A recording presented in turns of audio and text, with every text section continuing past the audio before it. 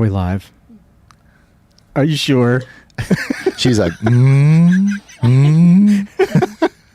Okay, thank you. Am I centered? Everything's good? All right. Welcome back. I had to get my bearings. Welcome back to the Graybeard Podcast. I'm Jim. Thank you for joining us.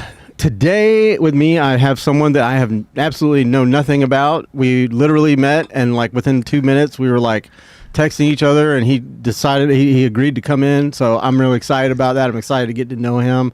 I read a little bit about what he does, and I can't wait to find out more about what they're doing in the community and what they're doing with their business and all the things.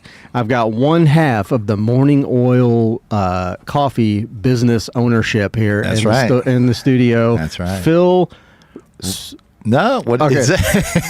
Rogacki. Man, perfect. Okay. Perfect. All right. Just wanted to make sure I didn't screw that up. That was good. That was good.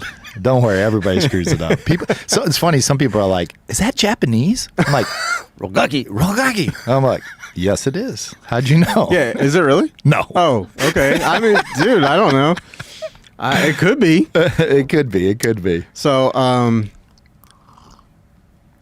drinking some coffee. Yeah, we're coffeeed out here. We got coffee, everywhere. energy drink, coffee. Yep, it's then all a over little the place. water to break up the palate when I switch over to some of these awesome Black Rifle Espresso 300 milligram American veteran founded coffee. Yeah, I love that. That's one of the things I love about those guys is that they do all of that. And I mean, and I know you guys with your brand, y'all help a lot of people. You know, They were an inspiration to starting this whole thing. Really? Yeah, absolutely. And what their brand was built into. So I'm glad you have it on there. And they're also a competitor because I I'm know. going to beat them. I know. No.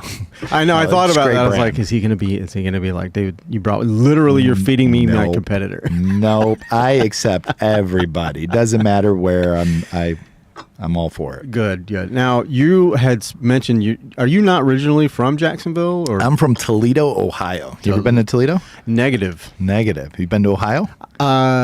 Where did I went to Ohio one time. I can't remember. I can't remember where it was. Okay. I know I went there one time. It was, a girl. A girl. Long distance relationship. I flew there and it was like, God, where was it? Oh, I don't even remember. I'm not even going to try to remember. Columbus, No. Dayton, Cleveland, Dayton. Yeah. Dayton. You don't date girls from Dayton. Gosh, that was your mistake number one. Well, she lived here and then moved back. So we met But was here. she from Dayton? I think so. Okay, there you go. Okay. Well, I There didn't you know go. that. Yeah. I was just a dumb kid and didn't know anything. You know what I'm saying? Well, that's all right. That's all right. You live and you learn. You learn. Well, Toledo, I always tell people, I'm like, Toledo is the place for, the only thing we're really known for, it's the glass city. So all the glass you buy in stores, like mugs, everything, usually Really? comes from Toledo, Ohio, the glass city. And then we have walleye fishing. It's really good up the Maumee. And if you like walleye fishing, shoulder to shoulder, as far as you can see down the river, everybody fishes for walleye. I know none of this is exciting. You just lost like half your viewers. No, but I'm going to keep going it's here. fine.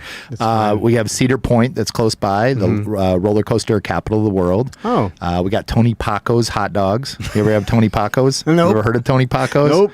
Okay. When you go in there, they have Is all that these only in famous Toledo or? Yeah, it started in Toledo, Okay. and it never really spread. But anybody who's famous and goes into Tony Paco's, get you that. sign a hot dog bun, and thousands of hot dog buns of the most famous people go to Tony Paco's. Interesting. And then we have Jamie Farr and MASH. You ever watch MASH? Yeah. Jamie Farr that was on there What a character for did MASH. he He play? played.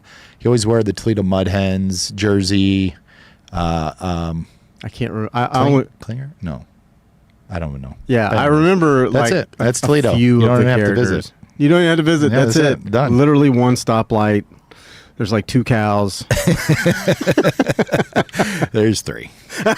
There's 3. Well, I mean, okay, so your partner, is he from there as well? No. He's from probably he's from one of the worst places in California back in the day. He's from Palm Desert, and he grew up in a neighborhood that the only way police went there was with tactical gear. Oh, Jesus. There was no delivery drivers, no taxi cabs. He grew up from a very, very bad neighborhood. Wow. And he was the only white dude in an all Hispanic neighborhood.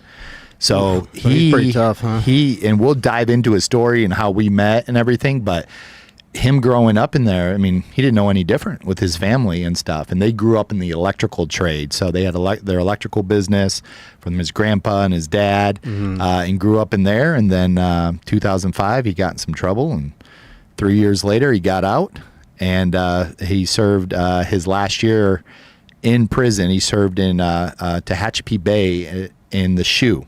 Oh. So the number one most secured facility in all America. He spent a year there. Good and came out 30 minutes a month. He got to come out in a 6 foot by 8 foot cell.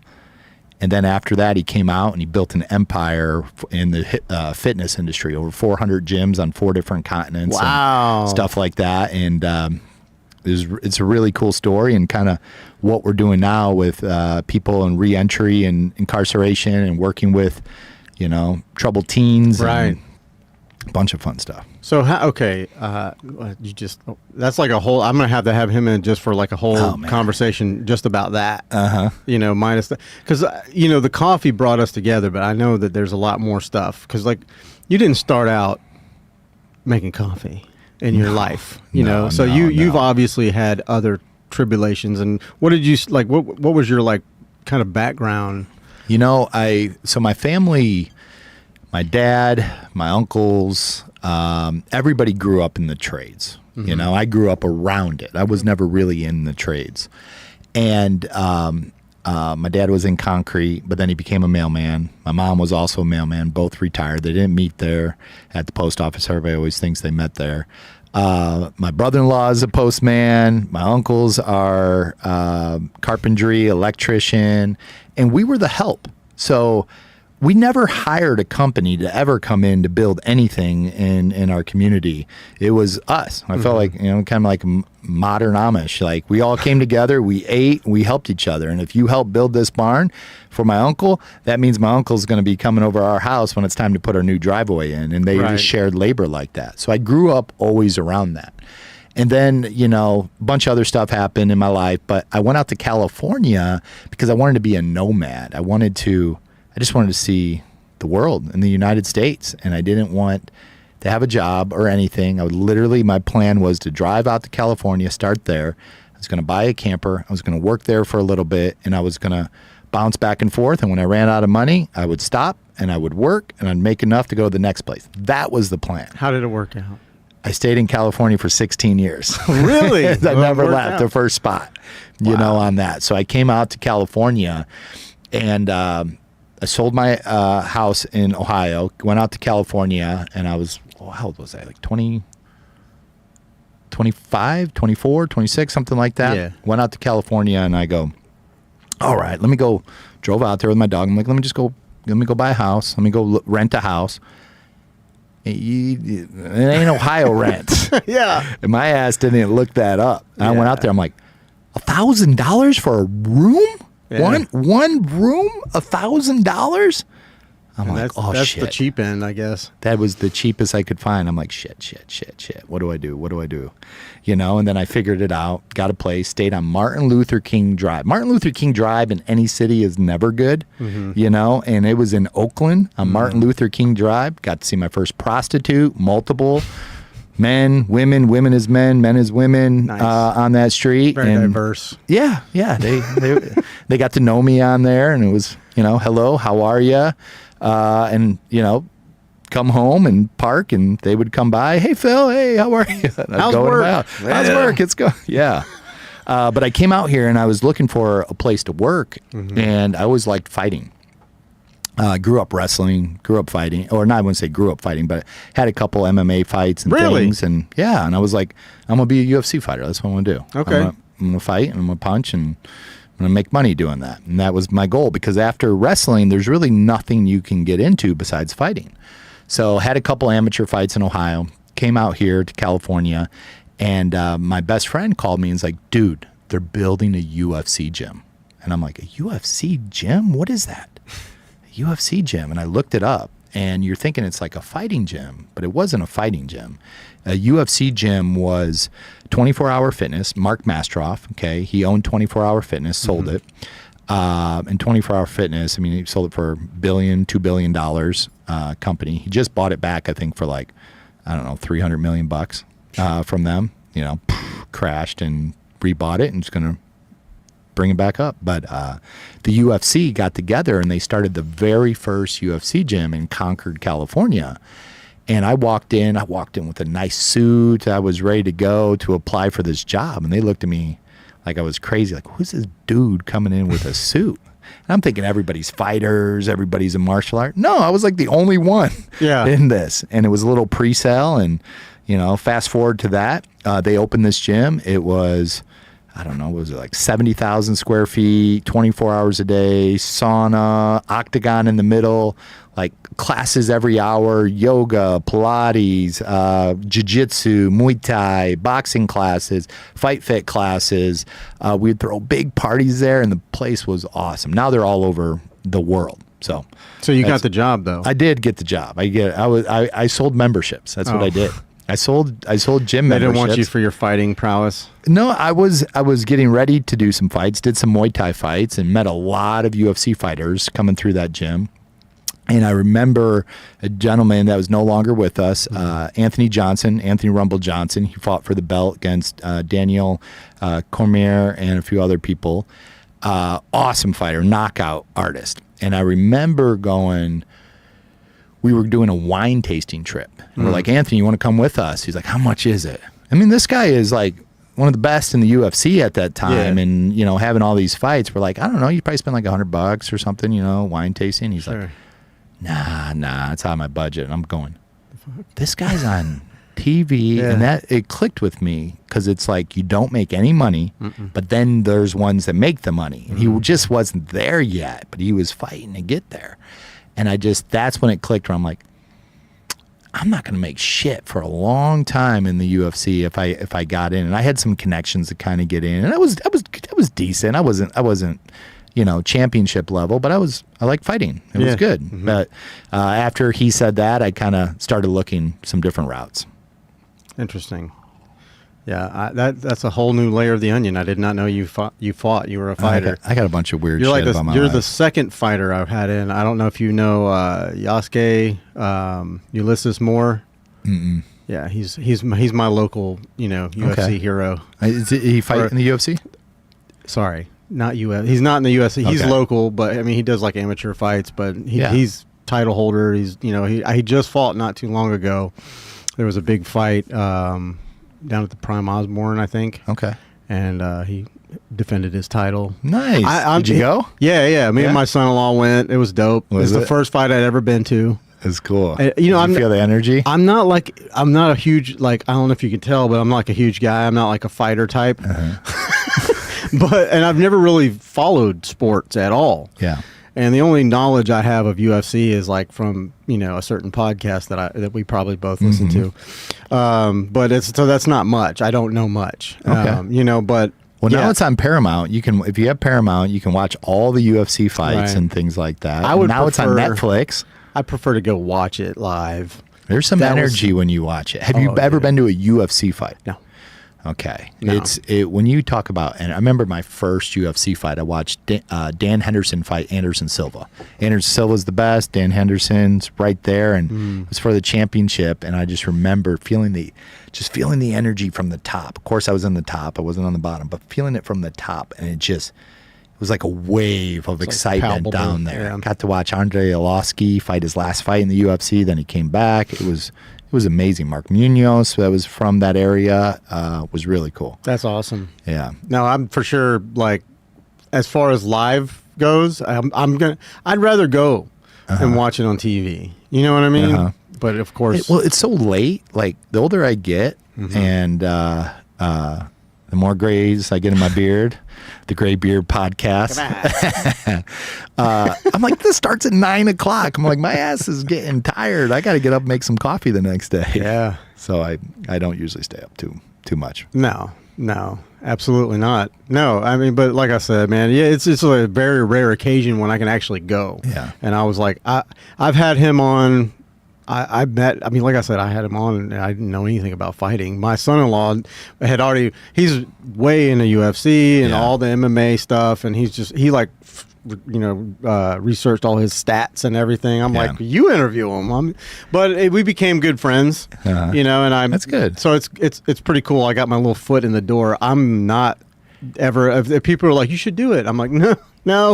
What about jiu-jitsu? Would you do jiu-jitsu? Now, see, I've had friends that have, that were in jiu-jitsu and other things like that, black belts, blue belts, whatever you call it, and I'm just like, that's cool. I like that you do that and you have that thing that you do. I did like taekwondo when I was a kid, but now I've got a you were like blue belt. You were blue or orange belt? I was close to blue belt, but I quit, but I have a plate in my neck now. How'd you get that? Car accident.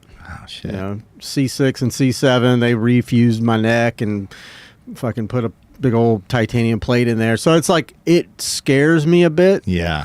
To do that. Like, I've wrestled my cousin, I know it's different than wrestling with your, two dumb cousins wrestling together. That's where you get hurt. Yes. You don't get, I mean, you usually jiu-jitsu in the other way. It's the white controlled belts that hurt, but two people that may not know wrestling and they start wrestling, someone's getting hurt. Oh, and was that a family reunion? You see, so he's 10 years younger than me, and I was always bigger than him, and I would ragdoll him his whole childhood, and now he's built like a brick shit house, and he just relishes in just flipping me around and throwing me all over the place, choking me out. I'm like, okay, you win. Man. I'm too old for that shit now. I'm almost 50, dude. I'm not interested. Kudos. 50, man. I'm not interested. What are you going to do for your 50th? Nothing. Nothing? I might do a podcast. I don't know. I don't like... you should throw a big party and just be here and have like 20 guests that are coming in. Yeah. The last time I did a party was when I was 16. Okay. And I walked out of that one because I just don't like being the center of attention for that reason. You know what I mean? Like, I was born. A big one. It's a milestone. Yay, man. me. I was born. 50. That's one. You can celebrate the gray beard. Yeah. One step. I got to be careful. She'll cry. You're a crier? Yeah, well, whenever I start talking Look, about... she's trying not to make those noises. When I start talking about, like, exiting stage left, she's like, fuck you, Dad. Aww. No, but, yeah, I don't know, man. Like, I would prefer to, like... I would love to do, like, a content thing like that. Yeah. But not about me. Just, like...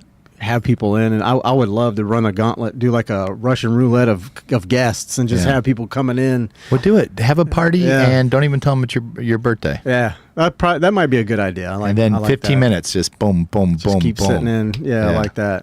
And we stream it, so we'd be out there. That's cool. For sure. Well, hell yeah, man. Well, maybe I'll have to do that, and I'll invite you over. I'll be over. And I'll know it's your birthday if we do. And I'm going to tell everybody. Oh, great. I won't tell you until like right at the last minute. No, but anyhow, man, enough about me. No, it's definitely an interesting venture to say. I would love to have that under my belt, and I would like to have her do it.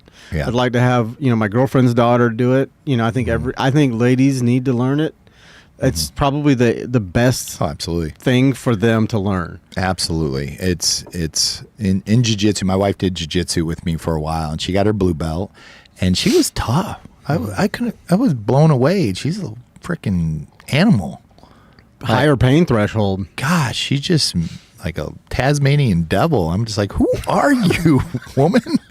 Who are you? And I'm watching her roll with these other guys, and she's like, ah. Was she doing it before? No, I got her into it, and she would do the ladies' classes and stuff, but she was getting ready to do her first tournament. And and then our gym closed down, and then, I'm like a lifetime blue belt. Okay. Like, meaning for like 17 years blue belt. Yeah. And I get in and I get out. I get in and get out. So I'm never in long enough to where someone promotes me in that. But I'm okay with that because I come in, they're like, he's just a blue belt. And if they promoted me, I'll take whatever they give me. But then I just, I'll smoke some guys. But I also seen guys I used to smoke, and they're pretty freaking good now. I'm like, wow, 10 years of doing this. Yeah, you got good, man. You got really good. I've heard it's really hard to move up belts. Like if you have a really good gym, like a good gym, they don't hand them out. No, you got to earn that shit. And then you got to get beat when you get your belt. Right. So you run the gauntlet.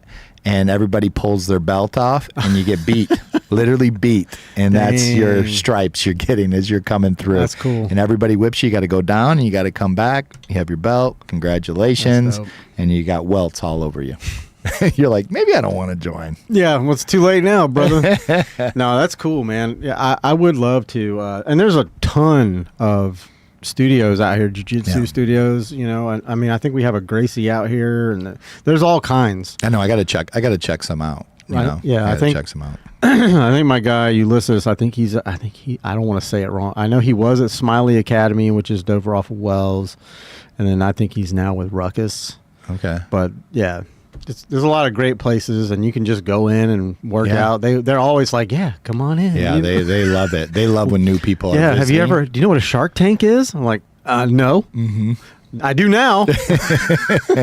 They do. They test you. Yeah. Because they want to prove that their school is the best. So when you leave and you go back to your school, you're like, that's a tough school. Right. So, I mean, but they're also super cool, too, at the same time. It's not like, let me try to hurt somebody. They're just like, hey, be on your A game with this guy, but also, you know, treat him with respect because you may be going to his school in the future when you're traveling. So a lot of jiu-jitsu guys, when they travel around, they just call up their local gym or the local gym and be like, hey, you guys do drop-ins? Like, absolutely, brother. We got open roll on Saturday. Come on in. Wow. A lot of times they don't charge, or they'll charge you $10 to come in and just roll with a bunch of guys. And you kind of see where you're at based on the school you're going to, and you know how that school is. You know, in California, it's like second Brazil. You know, you got Brazil where that's it. Isn't that where it started, right? Yeah, and then California, all the Brazilians will come to California, and they'll come like my first teacher, Chris Beam, Alexander Chris Beam, came over and trained under Half Gracie, and Half Gracie. He said he would have to sleep in the gym. I mean, that's where he lived. And he couldn't work anywhere else because they brought him over from Brazil to work. And so he would come over as a brown belt instructor and literally like sleep in the closet. And Half would come in 2 o'clock in the morning, like, wake up, we're rolling. And they would just battle. Straight you know, up. and he'd just get his ass handed to him, and then he would leave. Random, like weird stuff like that. And, you know, barely made any money, but then he went, and it was his way to get into America, to get into being under Half. And then after that, they work on opening their own gym. Now he has a huge gym in Pleasanton with a bunch of instructors and stuff underneath him. I definitely, self-defense is huge. Like I said, I was raised by 3 women, and I raised 2.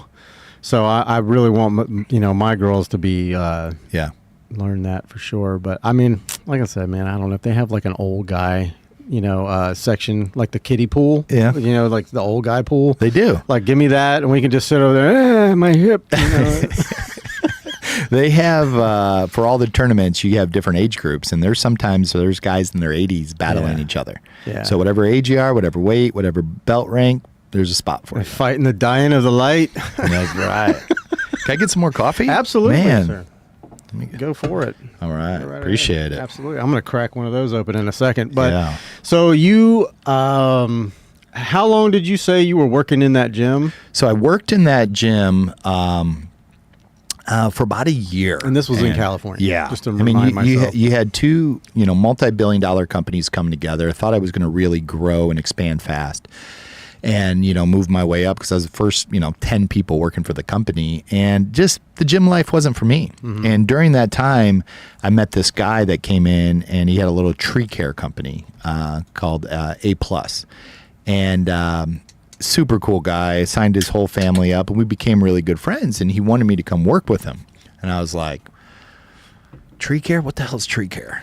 You know, what is tree care? Okay, so I decided I'd come work with him. He's a tree surgeon. He's a tree surgeon. He was an arborist.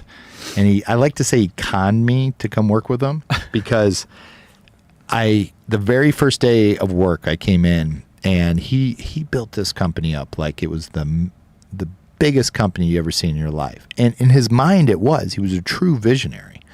And I came in Vallejo, California, which is in the ghetto. Okay.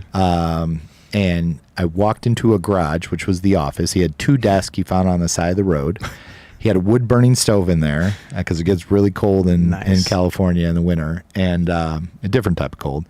And I just remember coming in going, what the F did I just sign up for? I'm like, came from this, corporate, company. It's grown, expanded. Yeah. I've worked at other corporate places, and I'm going, what the heck in the garage? Well, I was like, all right, I'm going to give it a year, and then I'm bouncing, and I'm going to go travel. And he just wanted a buddy to hang out with there. He didn't pay me anything. I just straight commission. He's like, when you sell something, I'll pay you. And I'm like, shit, I'll sell. I know how to sell. I'll sell. No problem. So I started, going after contracts, selling. Anyways, fast forward to that. We grew that company to a pretty good sized company. We went from about 7 people working for the company. We grew it to about 150 people and started opening up offices from Oregon all the way down in San Diego. Not in garages. Not in garages. Okay. Not in garages. But we started becoming one of the fastest growing tree companies in America. And then I was talking to him one night, and he was like, dude, we're going to freaking do this. We're going to go across the country, man. He was so excited. And this is 5 years. 5 years it took us to get there. He's like, I'm so excited, dude. We're going to do this. We're going to be bigger than Davy Tree. And Davy Tree is a multi-billion-dollar company, one of the top 10 ESOP companies in the country, employee-owned. Been around since like 1810, just a staple in the tree care world is Davy Tree out of Ohio. Mm-hmm. And I remember him telling me that. I'm like, let's do it. He's like, hey, come out with me tonight, man. Come out with me tonight. Let's celebrate. I'm like, dude, I'm driving back from Fresno. I'm good. So went home, see my wife, and a friend called me early in the morning. He's like, hey, do you have Jeremy's wife's number? And I'm like, Jeremy's wife? What? For what? And he's like, he's in the hospital. I'm like, no. Don't call his wife. And Jeremy and I, we were, best friend, right? Traveled with me. We went all over the world and different countries and just had fun. And he was awesome. I mean, like brother to me. And he's like, he's in the hospital. I'm like, in the hospital for what? I'm like, don't call his wife, because they had a weird relationship. And I'm like, no, if Jeremy wants to call his wife, he'll let me know, and we'll let him call his wife, whatever reason he's in the hospital. So I started driving to the hospital, and as I was driving there, he called me back, and he's like, hey, I'm like, what's up, dude? I'm almost there. I'm pulling in. He's like, Jeremy died. Oh, God. And I'm like, what? What do you mean he died? He's like, he's dead. I'm like, what the F? So my whole world just right there changed. I'm just like, what the hell? Why is he dead? Come there. And I walk into the hospital.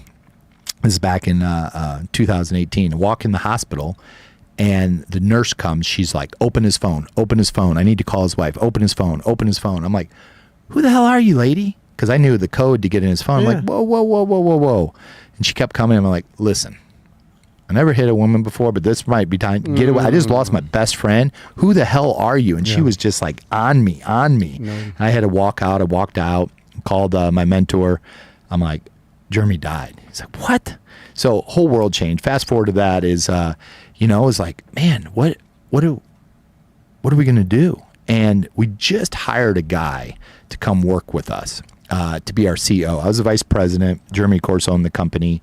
I had a small partial ownership of it, and we just hired this guy to come in. And he started on Monday, and Jeremy died on Friday. And this was like our big hire. I mean, paid a lot of money to get him in.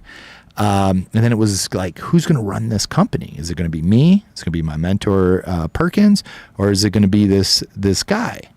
And all in all, we made the right choice. We put this guy in place. He was able to, with his pedigree, banks, he could navigate that, Sure. And I was younger, and I was just like, sell. Well, anyways, then 4 months later, he fired me, fired my whole team, of building it, and that was it. And then they never grew really after that, but he maintained it. He got the company sold. Wife and Jeremy had 3 autistic kids.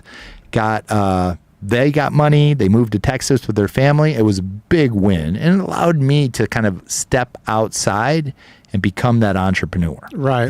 Without that, very thankful. Even though when something like that happens, you're like, dude, I built this company with my best friend, and then you fire me. Yeah.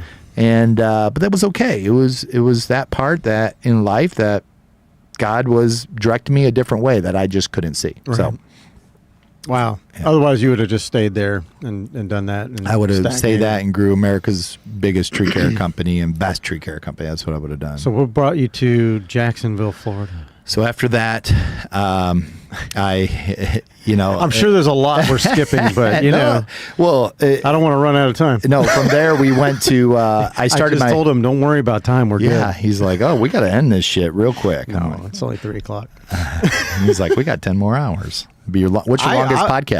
I'm 4.5. All right. Well, I'm glad we got enough energy drinks here to keep rock and rolling.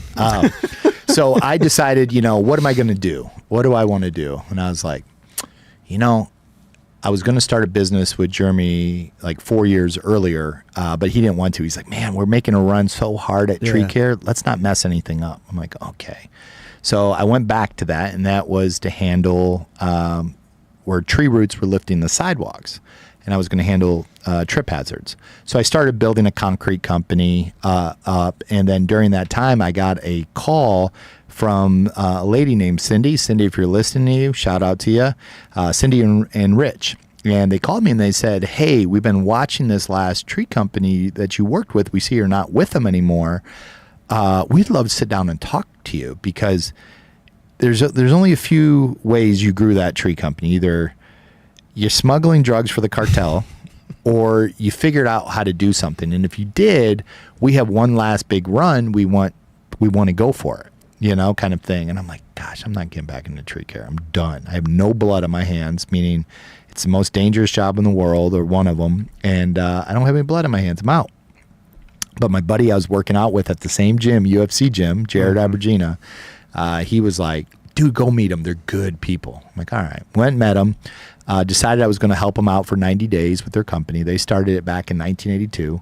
And I didn't know if the shit that worked for the last company would work for another company. But they believed in it. And they believed in me, which I was like, okay. I'm like, here we go. So I wrote a 90-day plan. We executed that plan. We grew the company by 25%. And then I decided to stay on the company. Wow. And during that time of staying on with the company, and this is how it kind of started going down the route to where we got to coffee, was I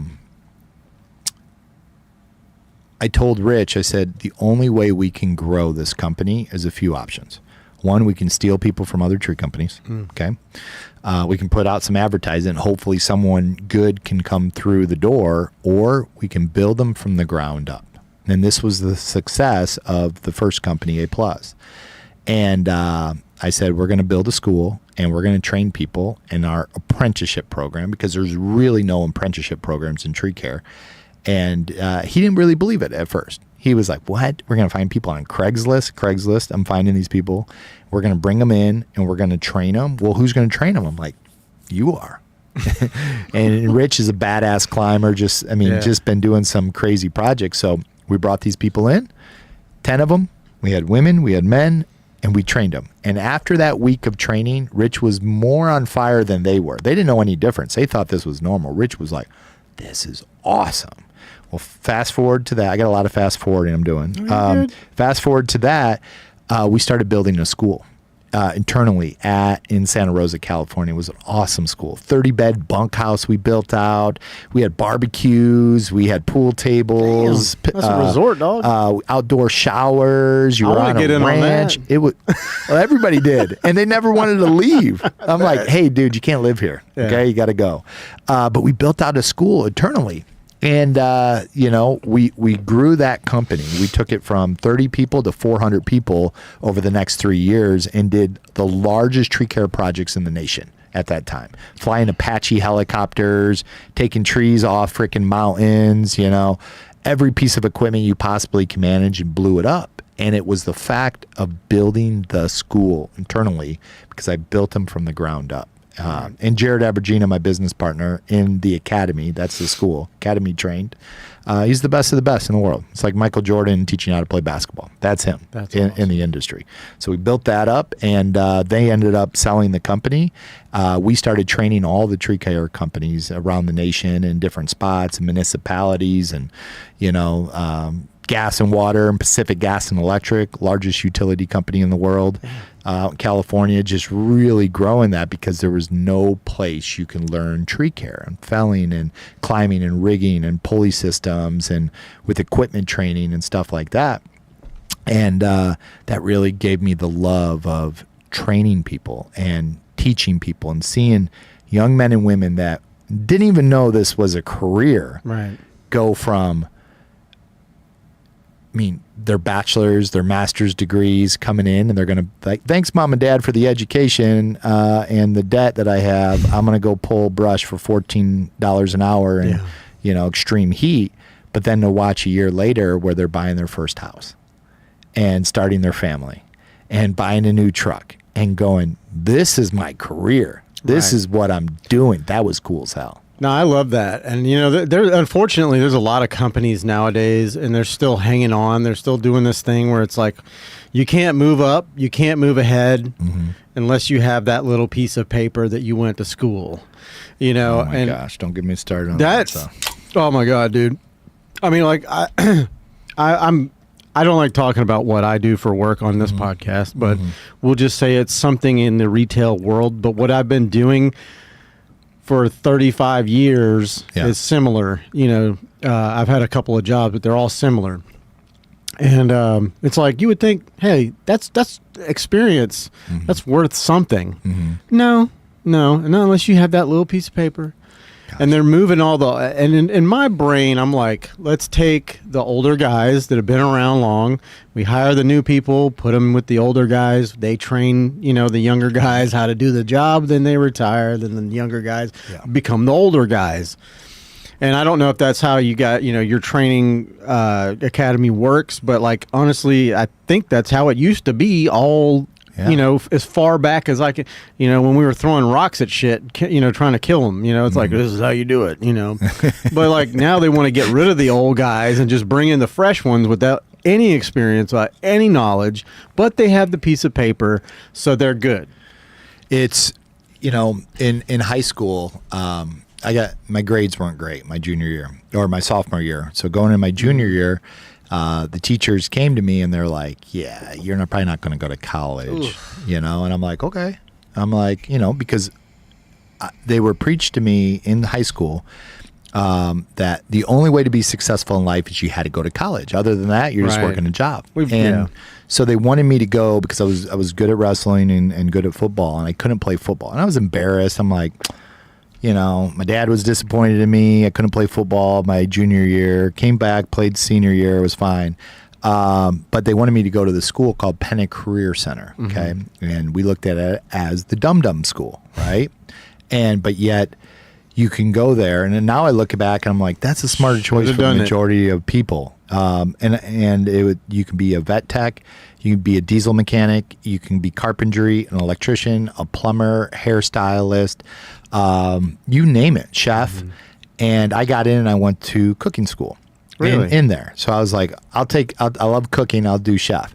We ran a restaurant. We learned how to build menus. We learned everything about the kitchen and building recipes and design and doing all that. And it's funny how it comes full circle to where I'm at today. Nice. But I watched all my friends get out of that school, and they're still in the same trade.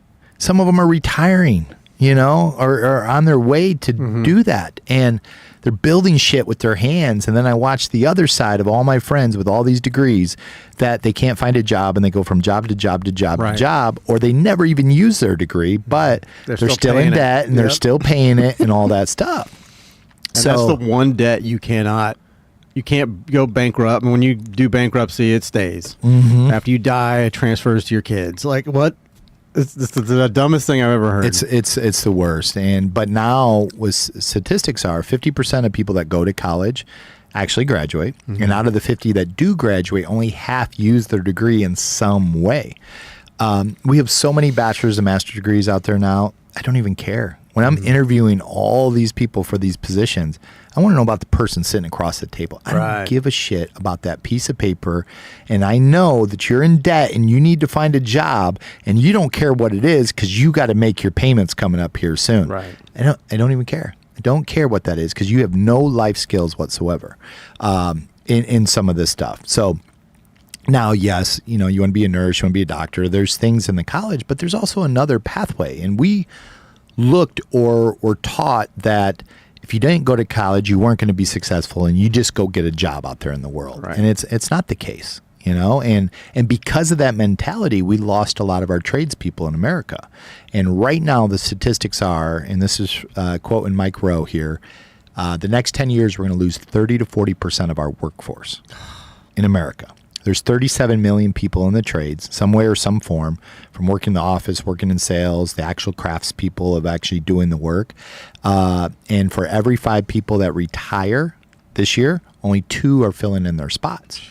So this is a crisis in America. Yeah, that translates to infrastructure breaking down. Infrastructure. I mean, the GDP. I mean, trillions. I mean, we got $1.7 trillion in debt and student debt. Mm-hmm. They can't find jobs. You have AI that's taking some of these jobs. You have marketing jobs taken. We have this type of job all happening, and Glad you brought that up. But then we have on the trade side, AI is creating a lot of jobs. Mm-hmm. For that, you have the richest company in the world, NVIDIA. The CEO says I need 550,000 electricians right now to put AI data centers in around the world. You have Ford Motor Company CEO saying I need 150,000 technicians in all our dealerships because we're so backed up and we can't find them. The work is out there, yeah, and we just need people to get into the trades and let them know that it's a pathway. It's a really good pathway because the average tradesperson now makes more than the average college graduate. Right. So well, that's something I think Mike Rowe actually said. We touched on that a little bit before we started, but I genuinely love that, man. If I had people ask me if you could interview anybody, it'd be that guy. I just want to hear his voice on my podcast. He used to do QVC. I know. QVC. Look, I know his whole story. I listen to his podcast. Man. Everything he's ever done. UFC, Ultimate Fighter. Yep. All the Discovery Channel voiceovers. I mean, everything. But it's something he was talking about. Shit. No, I got all cheesy on Mike Rowe, and I forgot what the fuck I was going to say. Fangirl. Yeah, I fangirled out for a second. He made a comment on one of my posts once that I posted. Yeah. Yeah, he's like, can't wait to try the coffee. Well, that's awesome because you guys, and I'll skip what I was going to say about Mike Rowe, but because unless it comes back into my little tiny brain, I didn't have my fish oil today. It'll come. But either way, this is really good, by the way. Right? It's really good. Yeah, it's addictive, dude. It's actually better than I thought it was. You have to be very careful. It's not super sweet. No, it's it's good. Yeah, it's really good. So now you have an idea for your next product. Yeah. We do. We are going to have 3 products. Are you? We have our energy drink, we have our water, and we have our coffee. 3 things every tradesperson consumes throughout the whole day. I can't do energy drinks, but these, I am addicted to these fucking things, dude. Literally, they're this is good. Yeah, really good. But so I wanted to shift gears. I know, we kind of. I kind of got the broad stroke of you made your way. It's like you fought tooth and nail to get here, and now that you're here. I know that you're just not a coffee guy. I understand that you're a fighter. You're a tree surgeon, if you will. He's a tree artist. I wouldn't know. I never did the climbing at all. No, I never did the climbing. I didn't fell any trees. A few I did, but I got in. I was more on the front end, the business side of that. Which is so. All you tree guys thinking I'm a tree. I'm a tree guy, and I've earned that right with the companies I've built. But it took me a long time to actually feel like I'm part of it. Right. We built one of the largest tree care podcasts out there, and one of the only schools out there, and a couple of the fastest growing tree companies. So I got my stripes. See, I didn't know until you told me that there was no training for any when you get into the tree business. There is. It's Jose and Mike, right? And they're really good foremans out there, and they're going to teach you if hopefully they're not too drunk today, kind of thing. I mean, that's a lot of tree care world. When I was starting, was like Jeremy would say, "You're either a Christian or you're a drug addict in the tree care world." Wow. Now, sometimes you're both. Nah. And he got his first arborist that he had, or climber he had, he'd pick him up by a van down by the river that he lived in, and then he would go and fell trees for him. Now, little Chris Farley callback.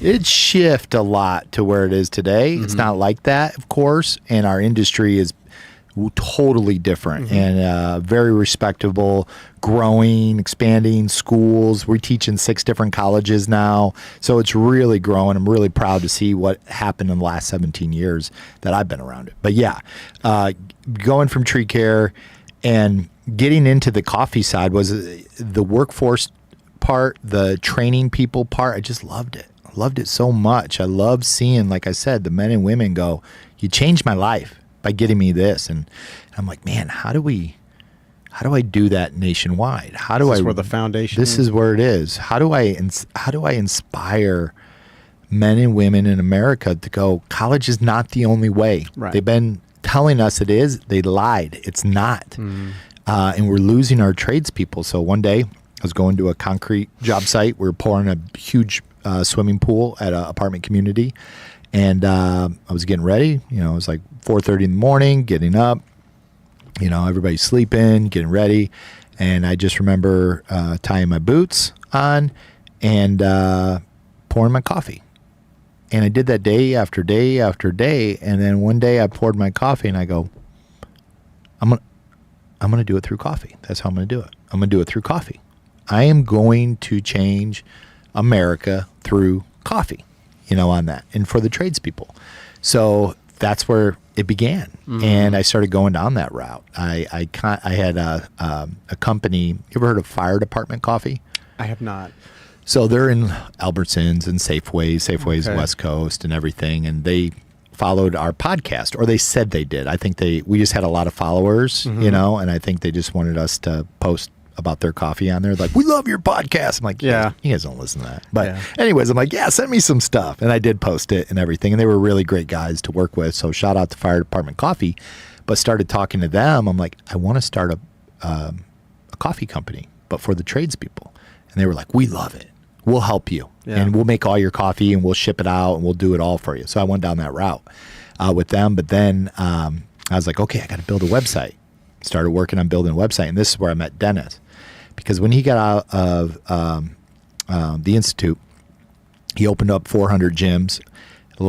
He signed a deal with LA Fitness for $478 million for his company to put in his gym called the Omni Fight Club in every single racquetball room in all LA Fitnesses. They gave him 7 to get started. They wanted to see how the first 7 went. He opened up all 7 on the exact same day. Full build outs, everything, permits, doing it all, dialed it in, and then opened them all at one time. And then COVID hit. Lost it all. Damn. Lost everything. Yeah, that fucked so many Started people. Right back from scratch. Nothing after that. And Dennis is a fighter. And he started working with our buddy that had a marketing company and helping selling marketing. And that's how Dennis and I connected. And I said, man, I want to start a coffee company. And here's what I want to do. And he's like, I love it. I go, you want to do it with me? He's like, yep. And that was it. That was it. And he's like, all right, I'll come down. He was up in Oregon. He's like, I'll come down. How's tomorrow? I'm like, sure. So he flew down in the Bay. That's a testament, though, to how much you have the word is escaping me. Your like background. The people know you and they know your work ethic and they know.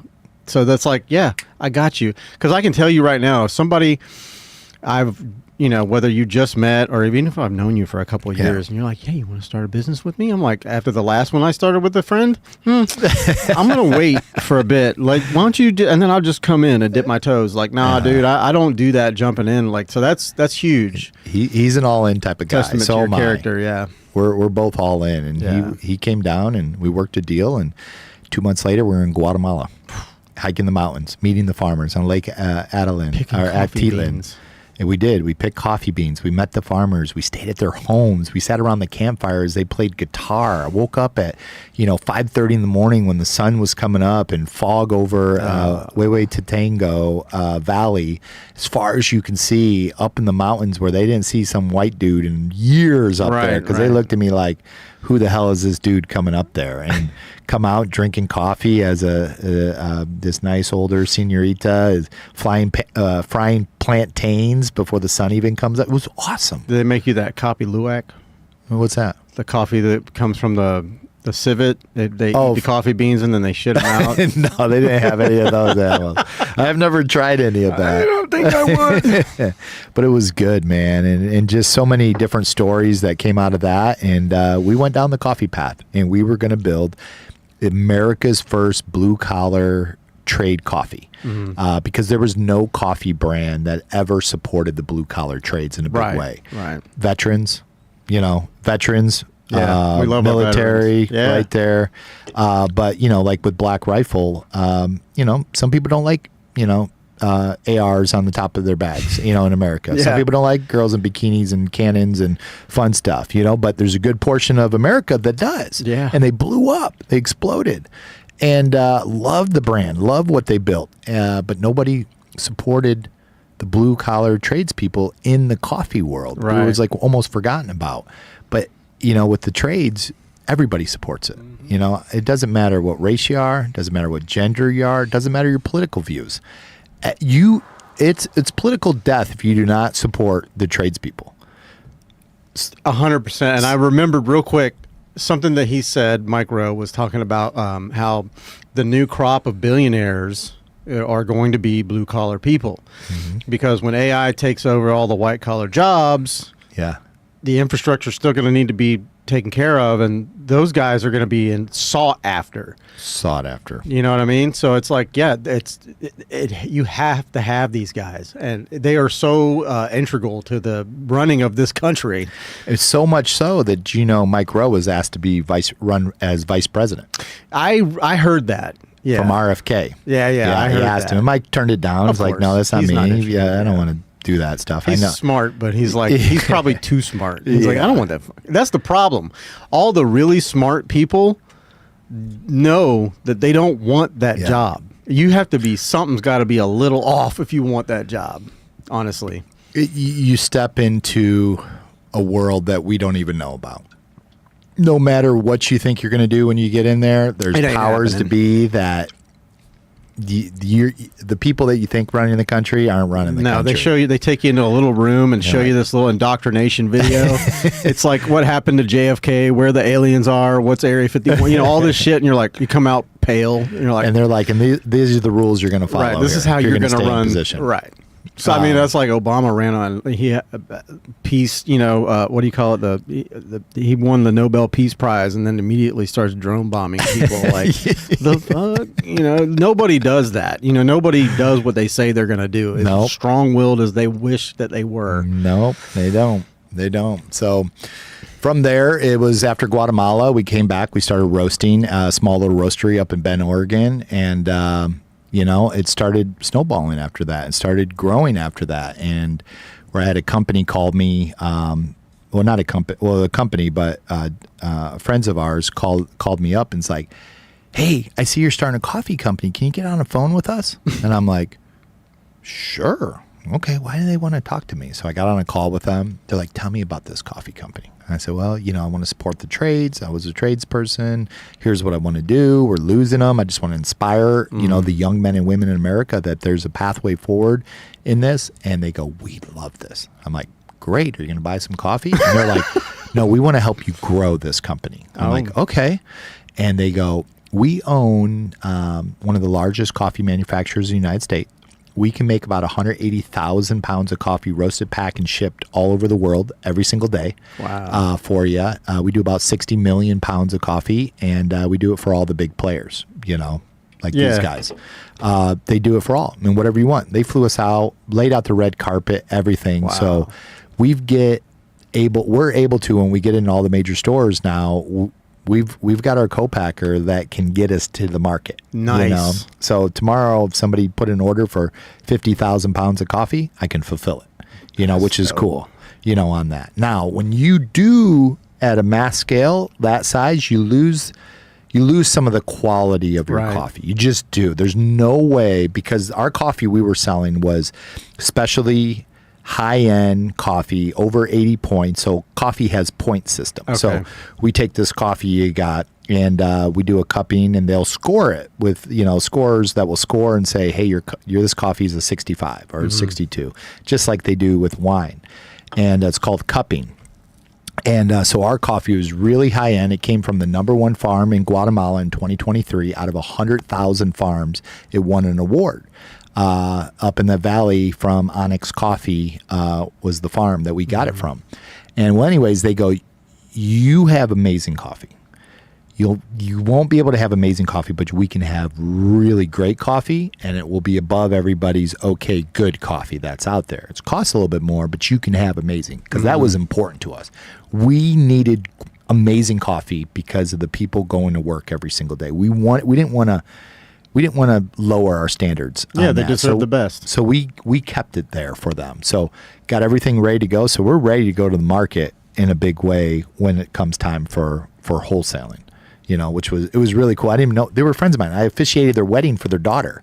And no idea they owned one of the largest coffee manufacturers in the United States. That's so dope. And it just shows God put people in our way constantly to know that we were on the right track. That's awesome. So from there, building out this coffee brand, and just going like every day, I'm like, what the hell am I doing? Mm-hmm. Why am I doing this? Why am I doing this? What is going on? But the mission still is in front of me, putting pride into people wearing dirty boots every day, putting that back, and not ashamed of it, but prideful of the men and women who build America on there. So started going down this route, and my business partner, Dennis, he moved to Jacksonville to get a better school system because the Oregon school system is terrible. It's one of the worst in the country. So he wanted to come to Florida because it's one of the best in the country.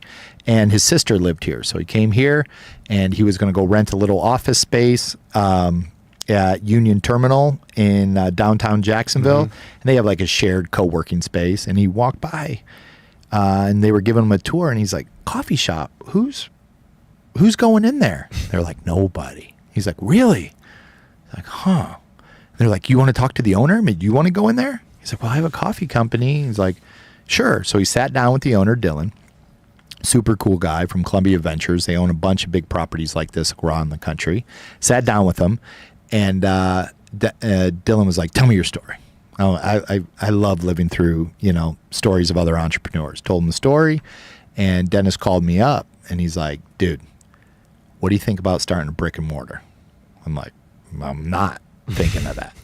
And he's like, no, what do you think, man? Here's the opportunity. Here's what we got. And we're like, okay, let's do it. I mean, the odds of that happening, right? Mm-hmm. And it just, again, kept pointing to God of like, put something in our way. There it is. And I'm like, all right, God, praying. I'm going, if you want me to go, you got to help me sell my house. I'm going to go. But I'm just dumb enough to where if you don't want me to go, I'm still going to keep trying. So you've got to close all the doors. Yeah. Well, the doors never closed. We end up here, started building our brick and mortar out. And we opened about 6 weeks ago in downtown, Jacksonville. Yeah. And we opened the doors and boom, we're in business serving the blue collar trade. Because somebody told us once, they go, listen, you're going to sell e-commerce. Everybody can do that. Invest in a city, put your roots in a city and in a community and help the community. Then you can spread out from there and every other community can help. So we took that seriously. And we started to open up some major doors for the coffee shop and for getting people to work here in Jacksonville in the last 6 months. I love that, man. Now, and I could be wrong, but I feel like I read somewhere on your profile that you guys have like a foundation, right? Yep. We have our New Boots Foundation. New Boots Foundation. The New Boots Foundation is putting new boots on new people and new jobs here. And Jacksonville's focus is good people and good jobs. That's their focus. And I don't know if you know this about Jacksonville, but I sat down with a gentleman, came in the coffee shop. I meet everybody. Yeah. We met because of coffee. Yeah. Coffee is the thing that connects us all. And it's just the tool we're using to help keep America moving. That's our slogan. Let's keep America moving. And my partner that passed away, Jeremy, that's what he'd always say. I'm like, how are you doing today? He's like, just keeping America moving. And he would always say that all the time. Just keeping America moving. Just keeping it moving. Because he acted like it was literally only him keeping America alive. Yeah. And that's how big a personality he had. That's a lot to take on. He would always joke like he was Superman, right, on everything. But so our foundation is like, how do we invest in the city? how do we really help the city? And Jacksonville right now it's a place to be. Yeah. It is the place to be. In the next, by 2032, their goal is to be in the top 50 cities in America. Right now, they're in the top 150. They want to make this city world class. And this is coming from some powerful people that we've got to meet that runs some of the top CEOs in Jacksonville and works with our council people, works with the mayor's office, works with the sheriff's office, and that's their goal. And what they're in position for is to make this a world-class city. So you see where the stadium of the future of Jacksonville is being built for the Jags. Got to support and help out Tony Baselli, our foundation. We're working, Tony Baselli? Yeah, vaguely. Tony Baselli, amazing guy. Him and Angie got to go have dinner with them at their house and hang out with them and hear about their foundation and how we can help these kids, these troubled kids and their foundation. It's been awesome. We got to spend time with the sheriff, TK, got to meet council members in the mayor's office. I haven't got to meet the mayor yet. Different football players here. The CEO of the Boys and Girls Club, people with different trade schools, but really this city has been so open arms to us and wanting to see a change. So we're very thankful to be where we're at, to help work with the people that are incarcerated, getting out. The Boys and Girls Club, we're teaching in 3 different high schools now, our curriculum that we developed, Cornerstone Classical, Grand Park, totally 2 opposite ends of the spectrum. If you got a felony, you go to Grand Park. Cornerstone Classical, they got a 2-year wait list. We're going to be training them on introduction to the trades. We partner with the sheriff's department, people that were incarcerated, getting out or in trouble. They're able to go in our program or go into the Baselli Foundation's program, working with building some curriculum out for the Boys and Girls Club to introduce trades in them, working with a gentleman named Paul, the CEO of the Boys and Girls Club. Just amazing people. And our big focus right now on this, and if anybody's out there that has a ton of money and they want to help us out, we're going to make it. We're going to get it. But we're going to reopen the Ark, okay? The Ark's in Springfield. And it was shut down because of the sprinkler systems. And we're going to reopen the Ark, and we're going to make it controlled housing, and we're going to work with the young men that are going to be able to go in there, stay, feed them, and train them in the trades. Then we're going to go around and we're buying homes in the east side because we're the first coffee shop on the east side. So we're going to invest back into the east side, and we're going to take those young men and we're going to have them learn painting, carpentry, electrical, plumbing, roofing, concrete work, landscaping, real estate, financial, selling a home, everything in there. And then those homes, we're not flipping the homes. Those homes will become transitional homes to help people that are getting out to have a place to stay in those homes. So we're man. revitalizing the area without displacing, the community. I love that because you see that happening in certain areas downtown where what is the word they call it? When they basically all these rich white people buy up all these old shitty old houses. Gentrification. And then they basically displace all the people that live there, and then they buy it, and it's like you'll see this beautiful house with this perfect yard, and everybody else's is like garbage, or just neglected. And it's like I hate to see that in some rich asshole take that home away from somebody. But so that's awesome that you're like, we're gonna fix this house up, but then you're gonna live here. That's something I've often thought that our government should be doing. Instead of sending I don't know, millions and billions of dollars to other countries that we don't even know what they spent that money on. We have people here that could definitely use that money. I mean, not just mentioning the people that are like living in dire straits here. But like, what about like North Carolina, Hawaii, these all the places that people just literally are just still living in, Home Depot shacks with in a bucket, shitting in a bucket. What I mean? It's like, and in our city too, I haven't been here forever, so there's a lot of things I I don't know what's going on in the city, but I think this is where people are very accepting of us because we're bringing a different view than knowing what's been going on in Jacksonville. It's hungry for it. They're like the gentleman we met that came in. He was like 3 years ago, nothing would move with what you're saying, right? But now Jacksonville's ready for it, and the city, the stadium, the city. They have $141 million that they're managing to put back on the east side and help that. And are you familiar with the east side at all of Jacksonville? Like Arlington? What is that, Arlington? No. I know North Springfield. It's right downtown, east side, Stadium District. Okay. Well, the east side... I don't get out much. I don't get out that much. You got to get out of this podcast room, man.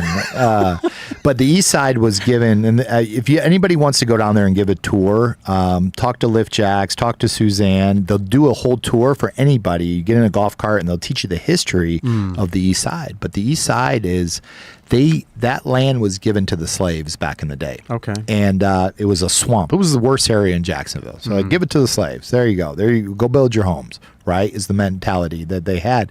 Well, then they had the Great Fire in Jacksonville, burnt down everything. But guess what? It didn't burn down. It didn't burn down the homes that were built on the swamp. On that. So the families that lived there, 60% of the families that originally had those homes still live in them to this day. It's just been passed down to generation to generation to generation. Now, some of the issues they have with that is a lot of these homes don't have deeds. It's just dad passed it down to the son, and son passed it down to his daughter, and daughter Right. It's just been passed down. So, these nonprofits that are down there, like Lift Jacks, is an amazing organization. They're helping people with their deeds because you got to get a permit to fix these homes. Well, who owns them? Well, I own them. Well, where? How do I know that? Well, my dad gave it to me. Yeah, who built this house? Yeah, my great-great-granddad. And a lot of these homes are just put together almost like cars in Cuba. Like they're every year, and whatever you can make it run, they're like, yeah, we'll just build a room on that. We'll extend the house this way. Nothing's up to code. So they're really working and putting that money back in, which was really neat to see. But the east side is going to change, and they're really fighting with not allowing big investors coming in and pushing everybody out. But they're putting the Armada football stadium, the soccer club, the Major League Soccer club right there in the east side. You got the Stadium of the Future being built. You got more apartments that are coming in. The homes are changing. They're putting grocery stores in. Everything's going to change downtown. And I think that's a lot of our issues with, I think it's every state and every town has their, north side, west side, east side, south side, all that stuff, and it's like, oh, you can't go here. This is the bad. But most of the, I have a friend who has a foundation, shout out J Foundation. He helps, a lot of the kids in the, seedier parts of town or whatever. But there's a lot of, it's not the people that live there. They're great people. It's just there's nothing there. There's no opportunities for work. So what do people do when there's no opportunities? They turn to crime. And it's like, the kids that grow up, they kind of become institutionalized in that way, and they just think it's normal. That's what you do. That's all they see. When you turn 13, they give you a gun. You go get in a car with homeboy, and you just go, and he is out there, boots on the ground. He's by himself. His foundation is him, and he goes into these neighborhoods. They all know him as Coach J. And all the kids, he's got 60 kids. He's in Jacksonville? Yeah. He just went to 16 different graduations. He goes to all, he supports these kids like nobody I've ever seen in my life. I would love to meet him. I will see if I can introduce you. Yeah, I definitely would love to meet him because I there's a lot of that on the east side. I'd love to see how we can partner with him to help us on some things. Or how we can support him. I've had him on twice, once by himself, once he brought one of his mentees in. And I've gone out and done photo shoots and videos for him and stuff. And they're just beautiful people. And the kids are so great. And they want to work. They want to learn. He takes them to real estate, places where they teach them how to, sell real estate. He just tries to get them involved and show them there's a different way. So there's people out here, but we need more of that. We need, and I'm sure he's got things that he needs, he's like, I just need a van, man, so I can get these kids to the gym or whatever, It is. A lot of it's transportation. Yeah. A lot of them never left their neighborhood. Correct. Yeah, I did. I started to do a mini doc. I told him I was gonna try and do it every month. Yeah. Or every like 3 months. I was gonna go out and highlight a different kid. I hadn't even gotten through the first one yet because scheduling is hard, and I've gotten like half of it. But we were up in the front of the it's off of Moncrief and Sutel, that area. Where's that? It's on the north side. Okay. North side. Gotcha. But north side. Okay. Yeah. When we were standing at the front of the neighborhood, and like it was him and the kid I was talking to, and then he brought like 2 or 3 of his buddies. They were interested, and everybody was like looking over. I have my back to the road, and I'm filming, and I see the people behind him just going. I was like, "Are you guys good?" And they're like, "Yeah, we don't like staying up here like this because it's that bad." People will just drive by and be like, "Hey, look, pop, pop, pop," and just mow them down. The kid I was talking to had been shot 3 times, and he was he's 16 years old. Wow. Yeah, he had a colostomy bag. He's not going to permanently with it, but I mean, he's just good, beautiful kid. Sweetheart of a kid. I'm just like, they're stuck in these environments. Yeah. And how do they break out of that? Well, I think and you probably feel this way too. I don't know, but I mean, it's going to take outside help. It's going to take people like yourself that have, a knowledge of how to help, and maybe the capital to do so, and because everything takes money, unfortunately. But it's like it's going to take putting businesses, like you said, put businesses into these neighborhoods that normally wouldn't go there. It gives them an opportunity to, I can go get a job here. Because now they have to get on a bus and go 2 hours away just to get a job, when they're like, but I can make twice as much if I just do this. So what you just said there is something Dennis always says. So Dennis, he ran with the Cerdaños. I think I'm saying that right. Cerdaños. So he was in the prison systems. Mm-hmm. It's the most racial segregated institute in America. I mean, like, you will die if you eat with another race. So his year that he spent in the shoe was because he got framed for attempted murder, because he was the only tall white boy running with the Hispanics. For that. And in there, in the prison system, it's the biggest drug trade in all California. It's a $2 to $3 billion drug trade. Jeez. That's happening there. And the Southern cartel, the Mexican cartel, they run the prison system. And they let you be the guard, but I also know your name, and you're going to fall in line if I need you to fall in line, or we know where you live, we know your family, we know everything. So we're going to do our time, and that's the system. So him being in there, he was in the gang life. He did all that stuff. And he said, you got to get rid of drugs, and you got to get rid of the gangs in that area, and you've got to take them out of their neighborhoods. And how we're looking at it is, it's like, say, football, Michigan, Ohio State. Man, if I'm from Ohio, and Ohio wants me to come play with them. They got a really good offer. It's Ohio, but Michigan over here is offering something. It's which way do you go? Who has the better offer? And with these kids, we've got this offer here with the streets. New shoes, more money you ever made, the respect you have, your people, they all look up to you, you have family. You have that. And then you have over here your social worker telling you, just go get a job. I got a job for you at McDonald's, I got this, and they're like, screw this, I'm going back over here. So we have to be able to make that offer awesome. Yeah. How about we put you through this? You're going to make, $35 an hour. You're going to travel around the country as a licensed electrician. Give us 3 years to do this. They start looking at that and going, wow, that's a pretty good offer there. Now we start changing. We get them out of their neighborhoods. We put tools in their hand rather than guns and other things in their hands, and really show them the path rather than just go get a job. We'll help you. That path. That's what we have to do. We're competing against this side versus this side. So that's what it's going to take. It's going to take real people that know how to do and facilitate these things. And man, I mean, I'm glad that you now, like I said, just so many layers of the onion to you, man. I mean, I'm just like, I was like, I'm going to talk to a coffee shop owner. Nope. No, coffee's just our tool. We got a cool coffee shop, Morning Oil, 700 East Union. Come by, ask for me, have a cup of coffee. You're Which gonna don't downplay it. I mean, you went to Guatemala and like picked your own coffee beans. Hey, if Evan, if you're listening to me out here, Mr. Black Rifle, I messaged him a few times. Yeah. Give me a call, man. I think we can partner up and do some really cool stuff. Hell I know yeah. you're huge coffee brand, because these guys, they started in their garage. Yeah. And in 7 years built $1 billion publicly traded company. Is that some kind of like, I see a pattern developing because Bezos started in his garage. And everything Amazon starts in the garage. I was literally going, I started this in the, no, I'm just kidding. I was everything starts in the garage because it's the one space you go, I could park the cars out there. Right. I mean, it's my place. Yeah. And I started my concrete company in the garage. Mm-hmm. I worked at A Plus was in the garage that he had. The coffee company was going to start it did start in the garage, that we had. Plus I had a baby, so she took my office. And so the only place left was the garage. Get out in the garage. So I went to the garage, but everything starts in the garage, because at the end of the day, if it didn't work out, I didn't lose anything. I just park a car back in there. Yeah. But we're really,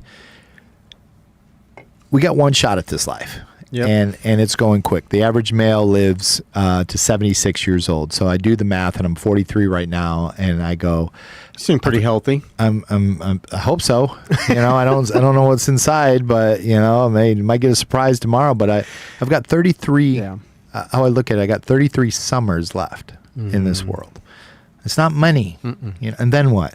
Kind of thing. So, my younger days with less grays that I had, I was really focused on building an empire, building this, doing this.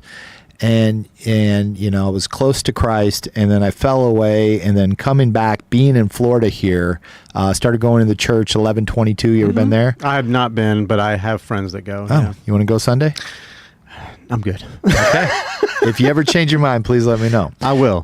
Really cool. And Joby, there, hearing him speak, and he has a big gray beard. So if the gray beards come together, you might want to come hear him. But he's good and he's real. Yeah. Tattoos on his arm. He speaks the truth. And he says it's a church for all people. Yeah. I've like I said, my friends that go, they love it, and it seems like a really good thing for them. Yeah. And it may be a good thing for me, but it's just one of those things that we'll cross that bridge when we get to it. Well, God works in mysterious ways, man. And I got away from the Lord for about 20 years, and coming back and got to hear him, and I just went, yeah, this is the path God has me on, where I'm like, when I die and pass away, I want to be able to not just leave something, but I want to help people. Yeah. I want to change some lives. It's a legacy. It is. It is. And especially if it carries on and it continues to help people. I just want to do good. I want to do good in this world, not because, by doing good, I'm going to go to heaven. Nah. But doing good just to help people and being a good human being is my focus here. Feels good. Just feels good. And I got 33 summers left to be the best dad, to be the best husband, to be the best servant of God that I possibly can be, and do good in this world. So when I leave my mark, they continue that, and that's it. That's all I'm trying to do here. Yep. I mean, that's all anybody can do, really. I mean, what do you have in this world other than just being a worker bee, being an ant, which is a necessary thing. We need those little ants. We need those little worker bees, but everybody, no matter what station they're in, they want to leave a legacy, whether it's just with their kids or with, like yourself, it's going to be an entire community, and possibly the world, at least the country, we can't say what the hell is going to happen in the all over the world, but it's a crazy world we live in. But I'm just trying to make it better. At least in this little slice, that's you can help. That's it. And that's why we're here, when we're starting with Jacksonville. Lovely. And we're putting all our heart and all our soul and trying to make Jacksonville better, trying to change these young men and these young women's lives, from the military, from being incarcerated, from high school, and giving them a different pathway. And we do it through coffee. Those are two things that I think about constantly, the military and people being incarcerated. Like when you are in the military and you come, if you've been Oh, I'm sorry. No. I'm close. just somebody's ringing me. I'm just making sure that It's not like the military is an important there. one. Today we had Vets on Tap. You ever heard of Vets on Tap? No. I had 30 veterans in our coffee shop today talking about community and how they can help each other get within jobs and a bunch of other stuff. And it was amazing. Let me show you this. I saw your little video. Did you see it? Yeah, you sent me. Yeah, that was all veterans. I was like, damn, this dude is going. You sent me that. You're like, I've been at a meeting all morning. I'm like, oh, he's already up and going. Look at him. It was all these veterans that came. Vets on Tap. It was super cool. That's they go to awesome. breweries and they go to coffee shops. That's nice. So to connect with those people and let them know, hey, we got this pathway after you get out of the military to go into the trades because we need our tradespeople here. So that was cool. Yeah, but I get concerned because there's a lot of people that become, there's a lot going on with the military. I mean, 22 a day. I'm sure it's a lot higher than that. We talked about that on this podcast a lot. I have a lot of love and respect for our military. And Same. Yeah, I mean, they're out there making sure we can do this shit. I mean, like I can be in here being a goofball. Yeah. But I 100%. My dad was a Marine. My dad was a Marine. Yeah. So, and anyhow, but there's a lot of people that go in there and they see some shit, and then they come out, and they've been in there so long, and then they don't know how to live in the real world, the civilian world, and as well as incarcerated people that they're in there for. I'm talking to guys 10 for years. 20 years. Yeah. And they're coming out. Dennis was in for 3 years, and he said he came out and iPhone was the thing, and he came to in a crashed economy in 2008. Correct. And it was only 3 years. 3 years. And he felt like, what the hell's going on in this world? It's like it's a whole nother dimension. Imagine 25 years you've been in. Right. That's what I'm saying. Like, to give those guys the help they need to reintegrate is just amazing. How to use a computer. How to use a phone. Dude. And then go get a job and be amongst all these people that you're out there. It's tough. It's tough. They need some help. They do. Because you don't want them to fall apart, become homeless, fall to drugs. Or just get back. Sometimes they just feel more comfortable being right back where they are. Right. When we did, you ever heard of Baker Reentry? I have not. So Baker Reentry, when you're getting out and you're going to be put back into Duval, no matter how many years you've been in, you go to Baker Reentry, and for the next 6 months to a year, they start, getting you acclimated, getting you ready to go out there. They provide different services for you, some training for you, from health to housing to working in maritime, trades training, everything. So we went there and we've been speaking there every quarter, and we went there and Dennis got up and goes, how many of you guys, now be real, don't freaking lie to me. How many of you guys are going to be back in here? Half of them raised their hand like, yeah, I'm going to be back. And the other half, maybe another 25% that they just don't realize. But half of them knew they were coming back there. No matter how long they've been in, they knew they were coming back. Because that's the only life they know. They know they're just going to get back out there, and hopefully they don't get caught and they stay. If not, they're going to go back because they don't have a better option.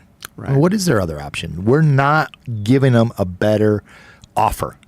Well, I think a lot of the problem with prisons is they're privately owned. They, it makes a lot of money. It's a big, huge, business basically, and they make a shitload of money on those guys, and they don't want them to get out and reintegrate. There's no recidivism. I mean, they just are not. They're not. Trying to correct the issue. They're not trying to teach them how to live. They're not giving them counseling. It's just frustrating. My buddy in California, he worked at a methadone clinic. Used to live on the streets. 3-time All-American in wrestling. Just amazing guy. Got into drugs. Got into drinking. Drinking is the only thing that can kill you if you quit cold turkey. Yeah. No other drug will, but you stop cold turkey and drinking, it'll kill you. Somebody dropped him off in front of a hospital floor. They put him in emergency room. He woke up, thought he was going to die. He didn't die. All the doctors thought he was going to. Came out, sobered up, ended up opening his own jiu-jitsu gym, so on and so forth. But he started working at a methadone clinic. And the one thing he said was, they don't want you off drugs. They got to keep you on drugs because if you do stay on drugs, that's how they get paid. So if you start healing people, Right. then they don't get paid. So they keep you on drugs, keep you living in the system, keep you, you know, free cell phone, free housing, free drugs in California, San Francisco, and they get paid, and that's how they make a living. Sick. It's a sick world. So he got out of that, you know, but he was truly trying to help people. But seeing they weren't going to help him. No. They didn't want him to help at all. Of course not. Like, it's too much. This is why they don't cure diseases. You know, I'm sure there's like probably in a vial somewhere, and there's a cure for cancer, any type. It'll just cure it. You'll be able to live for another 20 years, whatever. But they're like, Too much money to be made. Yeah, we make so much more money on, you know, chemotherapy and all this other. Well, I like this. Where's the foil hats? I feel like I need to wear a foil hat. We can get some. Can you get some? No, no. I know it, dude. I know you. Come on, it's obvious. I know, but I love these paths. You know, on this. But these people act and they move like there's not the internet, and like we don't see what you're doing. You know, this is not the 60s, bro. Like, come on, we see everything you're doing. You can't hide shit anymore. Yep. So it's a little frustrating. I'm with you. Well, you got a voice to the entire world that you're putting it out there, and people are hearing it. And yeah, we get them to watch it. That's the problem. But yeah, I mean, hopefully, I think Trump just signed a thing where I think it's psilocybin and ibogaine. Which I don't know if you know about ibogaine. No, there's treatment centers where people go and take ibogaine. Yeah. You take that, it's like a 48-hour experience. Okay, they with doctors and people that watch you, they give you this ibogaine, and it's such a brutal experience. When you're done, you don't touch a drug ever again. It's like literally cured people of their alcoholism, their drug addictions, you name it. And they're like, they come out and they're just like, oh, I'm a whole new man. Wow. It regulates somehow all the messed up levels of chemicals in your body that the drugs fuck up.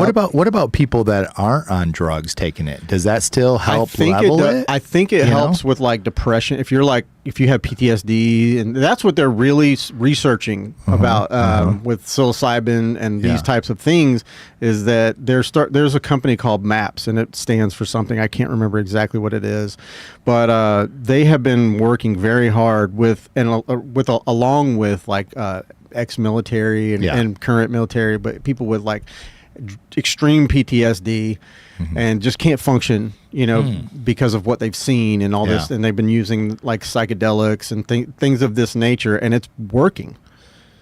That's working. Great. And these guys are actually able to, they're like, first time I slept a full night or whatever, you know, I mean, it's like you hear these testimonies, and it's all just, you know, anecdotal right now, but they're building their research and like good. Because I mean, what how else are we fighting against drugs? Right. I mean, how many people is it killing and just pouring in to our country? And I mean, San Francisco. Have you been to San Francisco? I have not. I've heard it's sad, man. I heard it's you not see good. the zombies. I mean, true zombies. I heard they have an app for shit tracker. Yeah, that's what we're known for. We used to be known for like the seals on the wharf and clam chowder, but now we're known for the shit app. You can see where human feces is around. People mark it, and you have to go. I mean, it's true. Yeah, I mean, it's definitely. I heard it was a lovely place though prior. Yeah, there's certain parts of it still really nice in San Francisco, but it's. I mean, I'm walking down the street, and if I'm walking towards you, and you just got your thing out, and you're just pissing right in front of me, I just walk around you. Right on the street. That should never happen in this country. There should never be homeless encampments. Oh gosh! I mean, they pop up like this. Oh yeah. Like, I'm like, where do they get all these campers at? Dude, there's hundreds of them. I mean, down the street, and I think it's building pallets of like 2-story homes they're building. Yeah. I've seen these videos of just like miles of people. They're just homeless, and they're like out there. They're tweaking. They're on drugs. I've seen it. I lived right next to it all the time. Right, Berkeley, Vallejo. Came to Santa Rosa down this nice bike trail, and then one homeless comes here, and then boom, they go, and it takes them like 3 to 6 months to then go and clean everything up, and then they move, and we're not helping them. We're just moving the problem around, you know, from that. We're just moving it, you know. And I think it's a lot of that drug use. I think it's a lot of there's people that need some help mentally. They do. They do. A lot of mental, I don't know if it's illness or what, but it's just thanks to Reagan, we have no more facilities like that. He closed them all down and just like, hey, just let them out. Sorry.